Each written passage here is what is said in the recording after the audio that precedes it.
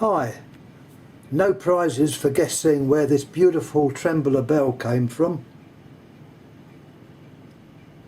Yes, Wimbledon boot sale.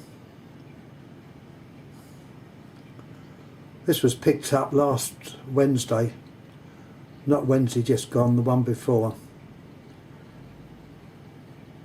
It had come out of an old school, obviously a school bell.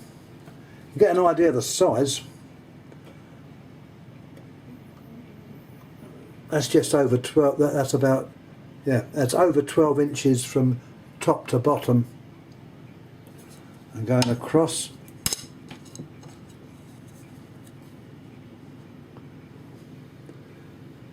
Seven inches. You'll excuse me using inches, as I do not like the other metric system. I was brought up with inches and I find it much easier.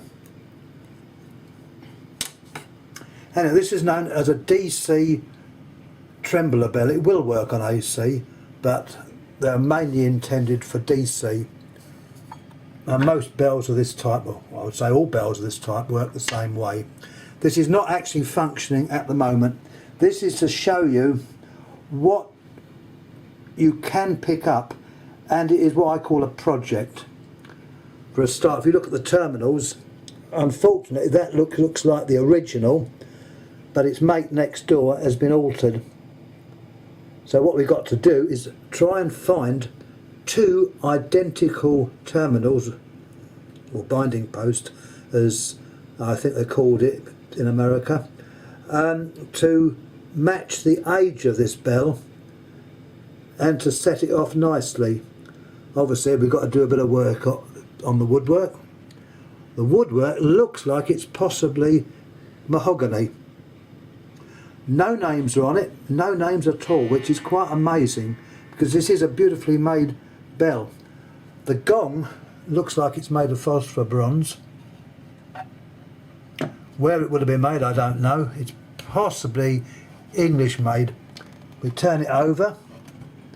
Let me show you the things on the edge there. That looks like an area on the bell where the hammer, which is that part, would be allowed to hit. That's just my theory, I may be wrong. It's rough casted, probably in sand.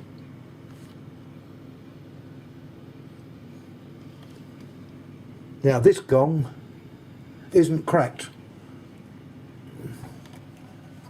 Sometimes the very old bells did crack when they were manufactured. I can think of one very famous one, which is in Philadelphia. That was actually made in the bell foundry in London. Just a piece of useless information. I'm full of it. Anyhow, there's the gong. Let's call it gong. How it works: here you have two coils, and this gives you the age. The actual bobbins look like they're finished in wood, not plastic, wood. And the wire itself has been, it looks like it's what they call double cotton or silk covered. Not the enamelled wire, no, this was before then. They're the two. They would be wired in series. The metal at the back is like a keeper, or it joins the poles, because it could be north and south, so you get north and south on this side where the actual gong is. I can't show it working because there is a fault in the wiring underneath, but I have checked the coils and there is continuity there. We can bring the light over.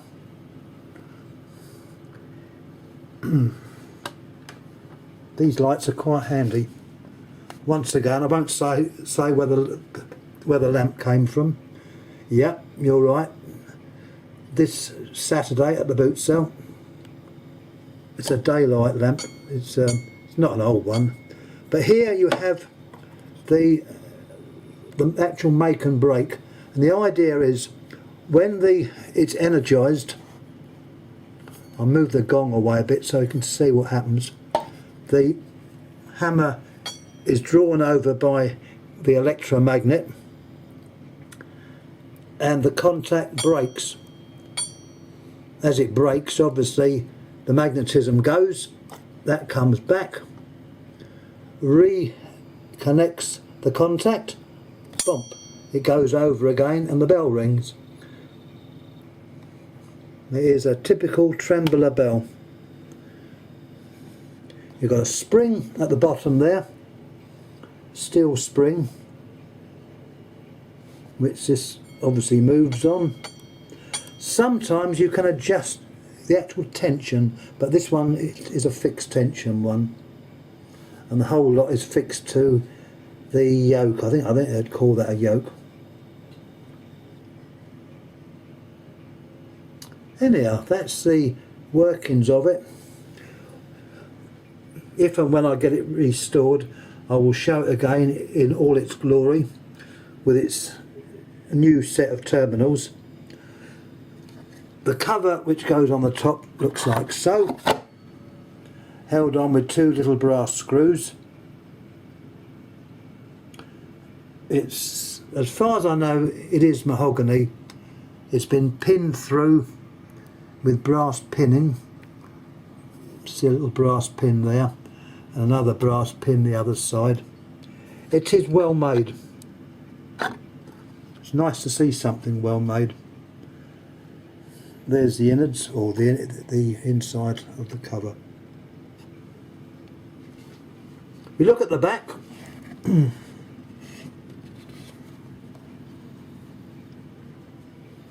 You can see how the wires are joined underneath.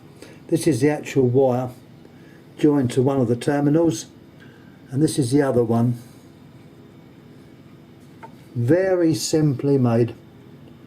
All the other connections are actually inside.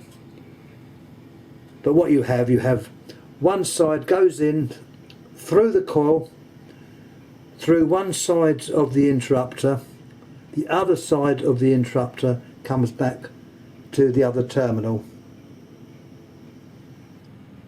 I don't know what those rubber feet have been put on for. They've obviously been added at a later date. Anyhow, that's the bell. Age 30s, could be even earlier. Could be even earlier. I honestly don't know. There's no indication on it to tell me the age. But all in all, a nice find. And it was a bargain, £4, which I thought was a real bargain. Anyhow, thanks for watching. Any questions please ask, any comments please make.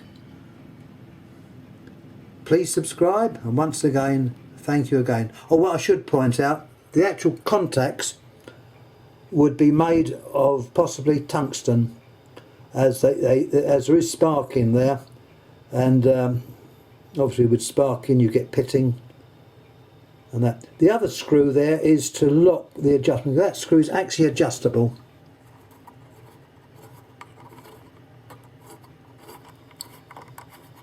I can take the screw out. I haven't checked this yet.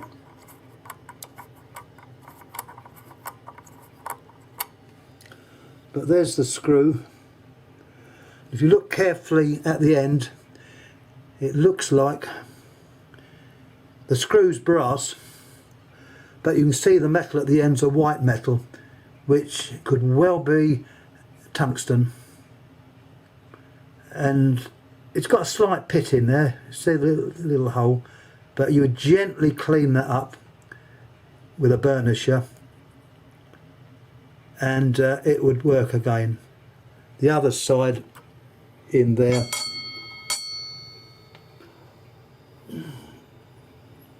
also has a bit of tungsten on it.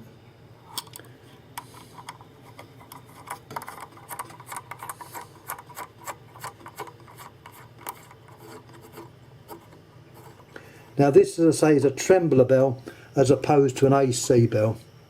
An AC bell also has 2 coils, but it works in a totally different way. I will show one of these sometime. The AC bell is associated with the telephone, and that works on AC. An AC bell will not work on DC, but this type of bell will work on AC and DC. It works better on DC, but it will work on both. Anyhow, I'm going to stop talking, and once again, thanks for looking. Thank you.